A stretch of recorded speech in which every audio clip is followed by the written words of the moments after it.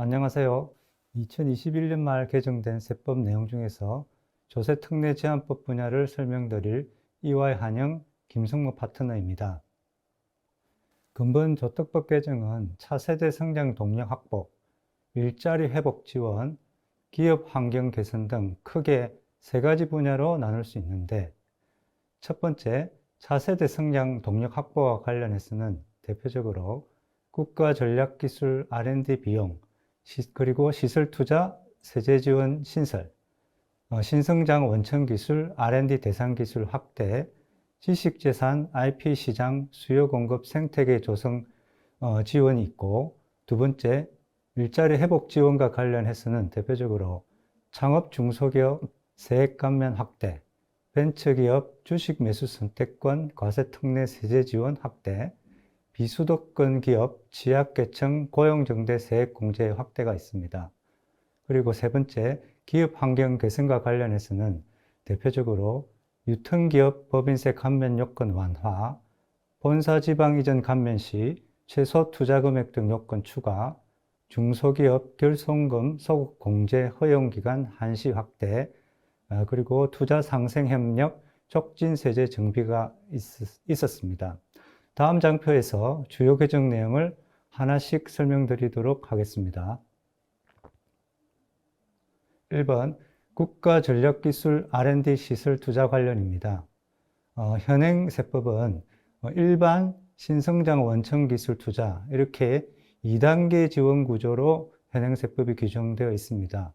이번 개정으로 통해서 국가전략기술 단계가 신설되어 3단계 구조로 가게 되었고, 국가 경제 안보 목적상 중요한 기술, 경제 사회적 안보 가치, 그리고 산업 파급 효과가 큰 기술을 이번에 국가 전략 기술 단계로 넣게 되었습니다. R&D 비용 공제율 관련해서는 신성장 원천 기술 대비 10%가 상향 조정되었고, 시설 투자 세액 공제율 관련해서는 신성장 원천 기술 대비 3 내지 4%가 상향되었습니다. 그 적용 시기를 살펴보면 2021년 7월 1일 이후 R&D 비용을 지출하거나 시설을 투자하는 분에 대해서 적용한다고 이해하시면 될 것 같습니다. 2번 국가전략기술 세부 범위 관련입니다. 총 34개 기술이 지정되었고요. 반도체 관련하여서는 15나노미터 이하급 D램 및 170단 낸드 플래시 메모리를 설계 제조하는 기술 등 20개 기술이 지정되었고, 2차 전지 관련하여서는 고성능 리튬 2차 전지의 부품 소재 셀, 모듈 기술 등 9개 기술이 지정되었습니다. 그리고 백신 관련하여서는 백신 후보 물질, 백신 제조 생산 기술 등 5개 기술이 지정되었습니다. 3번 국가전략기술 연구개발비 범위와 관련하여서 여타 다른 R&D 세액 공제와 크게 다를 바 없고요. 크게 자체 연구개발과 위탁 공동 연구개발로 공이 규정되어 있으며, 자체 연구개발 관련하여서는 전담 연구원 등 인건비와 재료비가 동일하게 규정되어 있습니다. 그리고 구분격리 및 공통비용 안분 계산 관련하여서는 원칙적으로 신성장 원천기술, 국가전략기술, 일반 R&D 비용을 각각 구분 격리하여야 할 것입니다.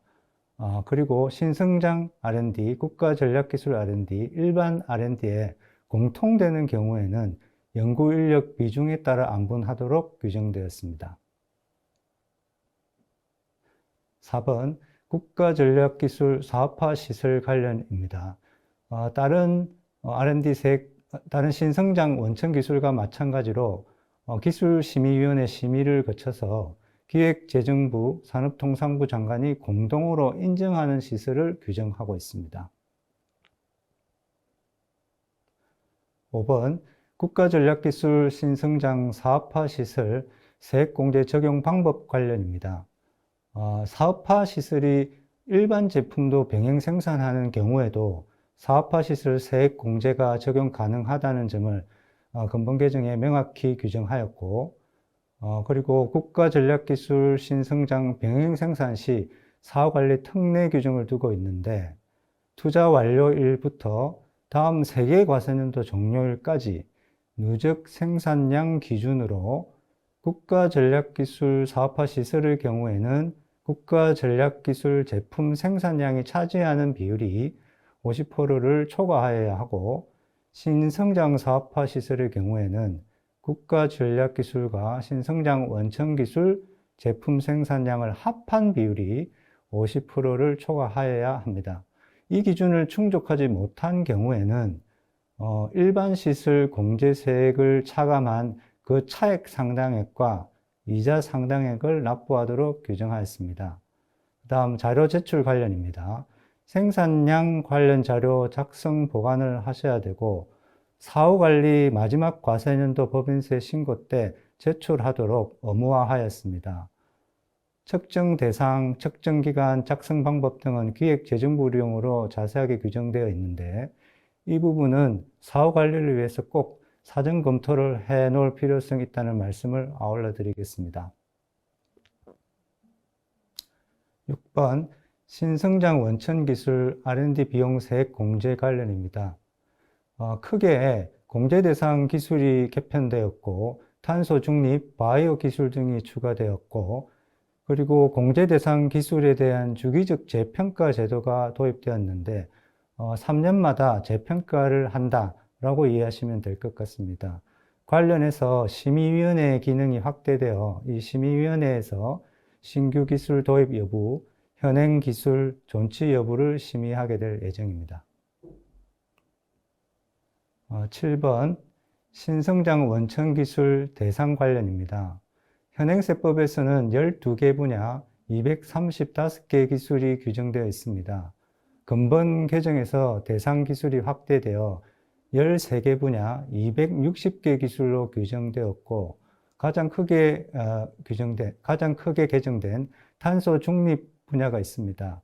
관련해서 탄소 저감 기술 48개 구분해 보면 신규 여러 개 확대 4개가 규정되었습니다. 기타, 미래차, 바이오, 희소금속, 자원순환, 게임 분야에서 기술 범위가 확대되었습니다. 그리고 삭제된 기술이 있는데 프레임 경량화 기술, LNG 운반선 압축기 기술이 근본 개정에서 삭제되었습니다. 8번 신성장 원천기술 심의위원회 관련입니다. 앞서 말씀드린 바와 같이 위원회 기능이 확대되어 신성장 원천기술 또는 국가전략기술에 해당하는지 여부와 신성장 사업화 시설 또는 국가전략 사업화 시설에 해당하는지 여부를 심의하게 되고 근본에 추가된 규정은 신성장 원천기술 신규 기술 도입 및 현행 기술 존치 여부에 대해서도 심의하게 되었습니다. 9번 정부 출연금 과세 특례 관련입니다. 동규정은 R&D 출연금을 수령하였을 경우에 입금 불산입을 해주고 관련 비용을 지출 및 관련 자산 취득할 때 입금 산입함으로써 과세를 이어내는 규정인데 근본 개정에서 적용 기한이 2년 연장되었습니다. 10번 통합투자세액공제 대상 관련입니다. 현행세법에서는 기계장치 등 사업용 유형자산 및 특정 유무형 자산에 대해서 그 대상을 규정하고 있는데 근본 개정에서 그 대상 자산이 확대되었습니다. 중소, 중견기업이 취득하는 지식재산이 추가되었습니다. 지식재산에 관한 내용을 조금 더 살펴보면 중소, 중견기업이 내국인으로부터 취득하는 특허권, 실용신앙권, 디자인권으로 규정하고 있고 특수관계인으로부터 취득하는 경우에는 그 대상에서 제외하고 있습니다. 그리고 내국인이 국내에서 연구개발하여 최초로 설정 등록한 것을 그 요건으로 하고 있습니다. 11번 기술 이전 소득 세액 감면입니다. 기술 이전 소득 세액 감면은 중소 중견기업이 특허권 등 기술 이전 소득에 대하여 50%를 세액 감면해 주는 제도인데 근본 개정에서 적용 기한이 2년 연장되었습니다. 그리고 두 번째로 기술 대여 소득 세액 감면 관련입니다. 중소기업이 특허권 등 기술 대여 소득에 대하여 25% 세액 감면 제도를 두고 있는데 마찬가지로 적용 기한이 2년 연장되었고 이번에 중견기업이 추가됨으로써 기술 이전 소득 세액 감면과의 그 형평성을 이루게 되었습니다. 12번 창업 중소기업 세액 감면입니다. 생계형 창업 관련하여서 생계형 창업 감면 같은 경우는 일반 창업 중소기업 감면율에 비해서 50%를 더 차등하여 우대 적용하고 있습니다. 현행세법에서 이 생계형 창업 세액 감면의 그 조건으로 창업 중소기업 중 연간 수익 금액 4,800만 원 이하라고 규정되어 있었는데 근본 개정에서 생계형 창업 기준이 완화되어서 부가가치세 관이가세자 범위에 맞추어 연간 수익 금액 8천만 원 이하로 그 기준이 완화되었습니다. 13번 벤처기업 주식 매수 선택권 과세 특례 관련입니다. 현행 규정에서 벤처기업의 임직원이 부여받은 주식 매수 선택권에 대하여 연간 3천만 원 한도로 그 행사 이익에 대해서 비과세 규정을 두고 있습니다.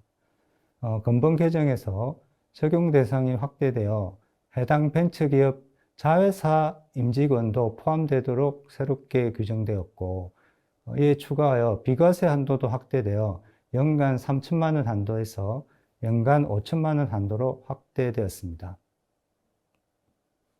14번 스톡옵션 과세 특례 벤처기업 자회사 범위 관련입니다. 이번에 새롭게 들어옴으로써 그 규정을 새로 두게 되었는데 벤처기업이 발행주식 총수의 30% 이상을 인수한 기업으로 규정하였고 벤처기업법에 따른 자회사 범위와 동일하게 규정하고 있음을 참고하시면 좋을 것 같습니다. 15번 벤처기업 스톡옵션 과세의원 특례 관련입니다. 원칙적으로 스톡옵션 행사 시에는 근로소득으로 과세되는 것이나 이 특례 규정에 따라서 양도소득 과세의원을 선택할 수 있는 규정입니다.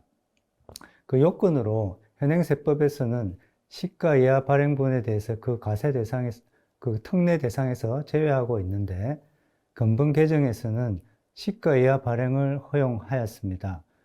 구체적으로는 벤처기업 특별법에 따른 시가 이하 발행 스톡 옵션일 것 이렇게 규정되었고 좀 더 자세하게 살펴보면 스톡 옵션 행사 가액이 해당 주식의 액면 가액 이상일 것, 한 명당 시가 이하 발행에 따른 이익이 5억 원 이하일 것으로 규정되었습니다.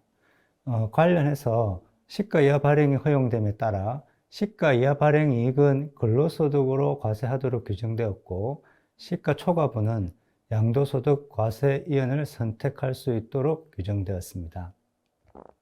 법인세 세무조정과 관련해서 현행 조세특례제한법에서 과세위원 적용을 받는 스톡옵션 행사 차익은 송금 불산입하는 것을 원칙으로 규정하고 있습니다. 근본 개정에서 시가 이하 발행분이 신설됨으로써 근로소득으로 과세되는 시가 이하 발행 규정이 송금 산입되도록 규정되었습니다. 적용 시기 관련하여서는 시가 이하 발행 관련분은 2022년 1월 1일 이후 부여하는 분부터 적용하고 벤처기업 자회사 대상 확대 관련 규정은 21년 1월 1일 이후 행사하는 경우부터 적용한다고 규정되어 서로 달리 규정되어 있기 때문에 세법을 적용하실 때 이 부분을 조금 유의하셔서 살펴봐 주시면 좋을 것 같습니다.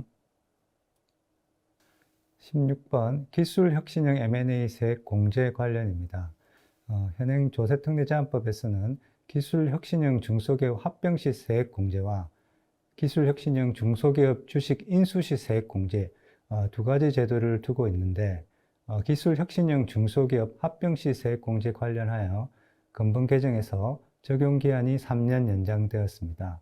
그리고 두 번째로 기술혁신형 중소기업 주식 인수시세 공제 관련해서는 현행 세법상 요건으로 취득일 현재 피인수법인 지분의 50% 초과 취득을 그 요건으로 하고 있는데, 이 의미는 수차 취득이 인정되지 않는다는 불합리한 점이 존재하였습니다.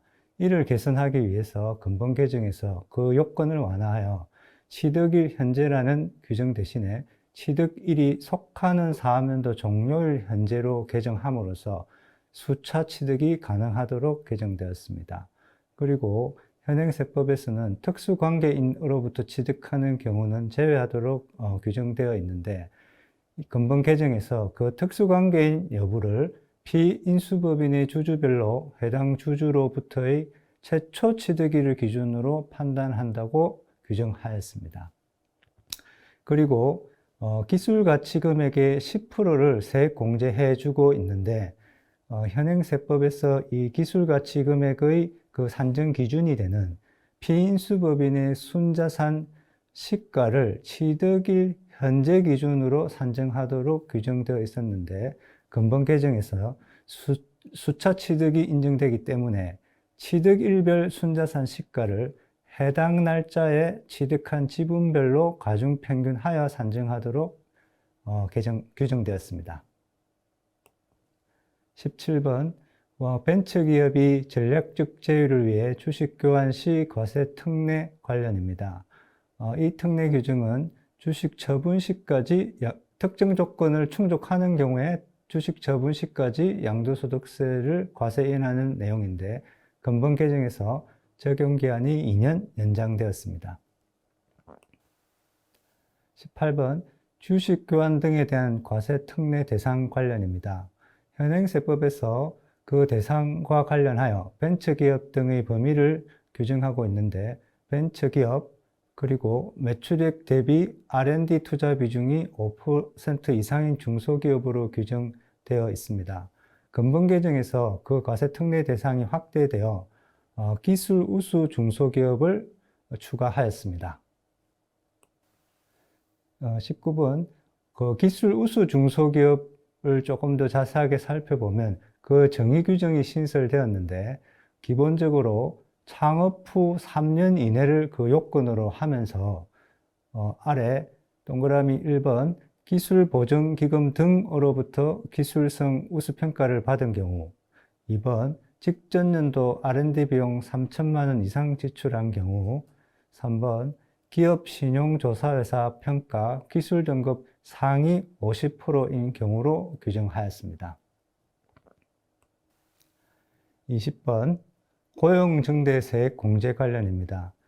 현행 조세특례제한법에서는 공제금액 계산과 관련하여 상시 근로자 증가인은 곱하기 1인당 공제금액으로 하면서 중소지방 청년 장애인 등에 대해서는 1,200만 원, 그리고 중견 청년 장애인 등에 대해서는 800만 원으로 1인당 공제금액을 규정하고 있습니다. 근본 개정에서 수도권 외 지역 취약계층 공제금액을 상향 조정하여 청년 장애인 60세 이상 근로자에 대하여 공제금액을 100만 원 상향하였습니다. 결과적으로 중소지방 청년 장애인 등에 대하여 1인당 1,200만 원에서 1,300만 원으로, 중견지방 청년 장애인 등에 대해서는 800만 원에서 900만 원으로 조정되었고, 이 규정은 한시 규정으로서 2021년부터 2022년 고용종가분에 대해서 적용하도록 하였습니다.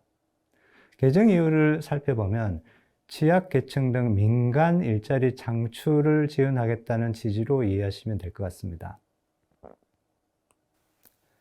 21번, 경력 단절 여성 고용기업세액 공제 관련입니다. 현행 규정에서 그 요건으로 퇴직 후 3년 이상 15년 이내 동종업종 취업을 요건으로 하고 있는데, 근본 개정으로 경력 단절 인증기간 요건이 완화되어 퇴직 후 2년 이상 15년 이내 동종업종 취업을 그 요건으로 규정하였습니다. 개정 이유는 경력 단절 여성 재취업을 지원하겠다는 취지로 이해하시면 될 것 같습니다. 22번 중소기업 사회보험료 세액 공제 관련입니다. 공제 금액은 증가있는 사회보험료 사용자 부담분에 대하여 일정 퍼센테이지의 공제율을 적용해 주고 있는데, 현행세법에서 공제기간 동안 상시 근로자 감소 시 특별히 사후 규정을 두고 있지는 않았고, 잔여기간 분에 대해서만 공제를 배제하도록 하고 있었는데, 근본 개정에서 사후 관리 규정이 신설되어 상시 근로자 수가 감소한 경우 공제세액을 추가 납부하도록 하였습니다. 동 개정은 다른 고용지원세제와의 형평성 차원에서 개정되었음을 이해하시면 될 것 같습니다. 23번 상시 근로자 수 감소 시 납부세 계산 방법 또한 구체적으로 규정되었습니다. 크게 전체 상시 근로자 수가 감소한 경우와 전체 상시 근로자 수는 감소하지 않았으나 청년 등 상시 근로자 수가 감소한 경우로 구분할 수 있고, 그 첫 번째 전체 상시 근로자 수가 감소한 경우에도 청년 등 외 상시 근로자 수는 증가한 경우와 그 밖의 경우로 또 구분하고 있습니다. 그리고 특이한 부분은 최초로 공제받은 과세연도에 청년에 해당하는 경우에 이후 과세연도에도 청년으로 간주한다는 규정을 두게 되었습니다. 24번 정규직 전환 세액 공제 관련입니다.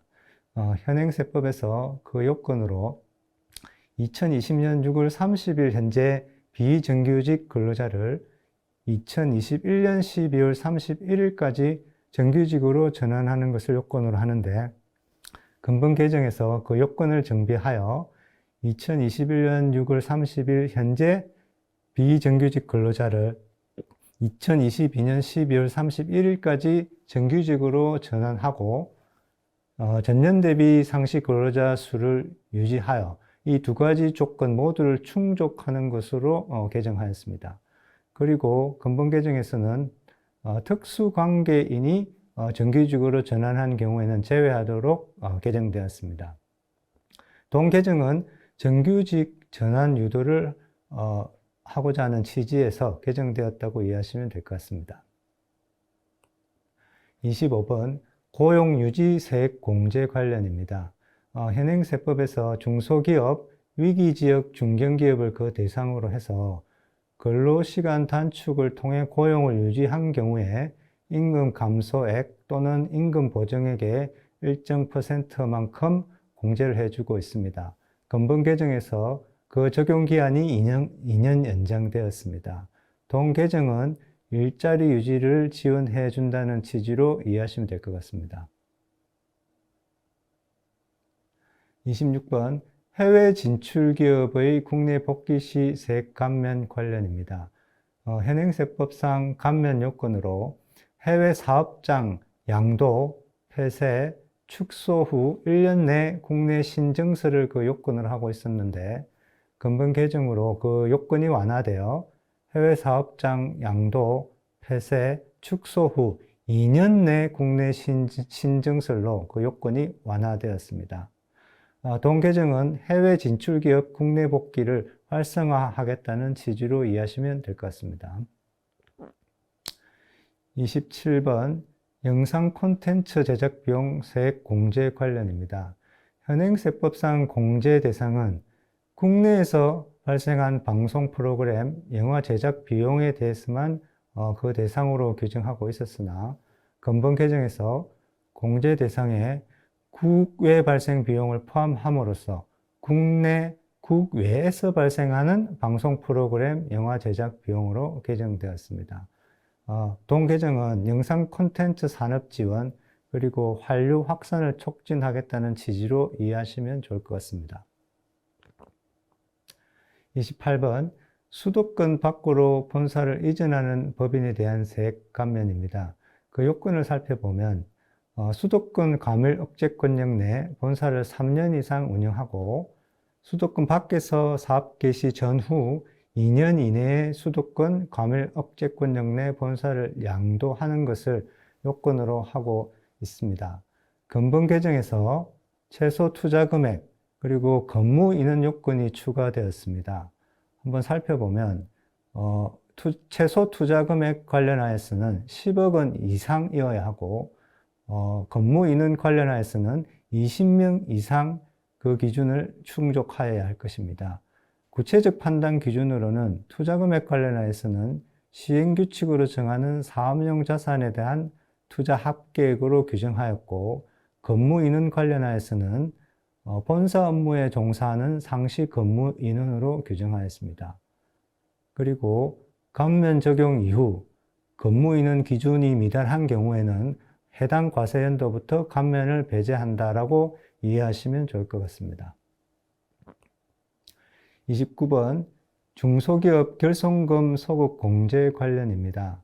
현행세법에서는 직전 과세연도에 납부한 소득세, 법인세 부분에 대해서 환급하도록 규정하고 있었습니다. 근본 개정에서는 소급 공제 허용 기간을 확대해서 2021년 발생한 결손금에 대하여 소급 공제 기간을 직전 2년으로 확대하였습니다. 그리고 환급 금액 계산과 관련하여서는 직전 및 직전전 과세연도 모두 납부세액이 있는 경우에는 직전전 과세연도부터 결손금을 공제한다라고 이해하시면 될 것 같습니다. 동 개정은 중소기업 유동성 지원 차원에서 이루어진 것으로 이해하시면 좋을 것 같습니다. 30번 투자 상생 협력 촉진 세제 관련입니다.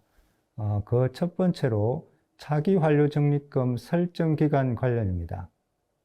현행 세법에서 초과 환류액 2월 기간을 2년으로 두고 있고, 차기 환류 적립금 환류 기간을 1년으로 두고 있습니다.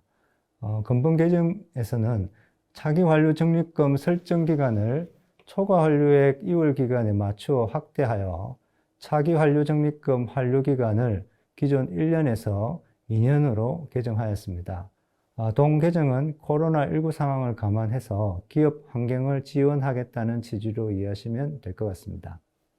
두 번째로 기업소득 차감 항목 관련으로 현행세법상 기업소득을 계산하는 방식을 살펴보면 각 사업연도 소득에 국세환급금 이자 등을 가산한 후에 법인세액, 법인지방소득세 상당액, 위월결손금 등을 차감하도록 규정되어 있는데, 이 차감 항목과 관련하여 그 첫 번째로 2월 결손금 관련하여 해당 사업연도에 공제한 결손금으로 규정되어 있고 60% 한도를 적용하고 있습니다.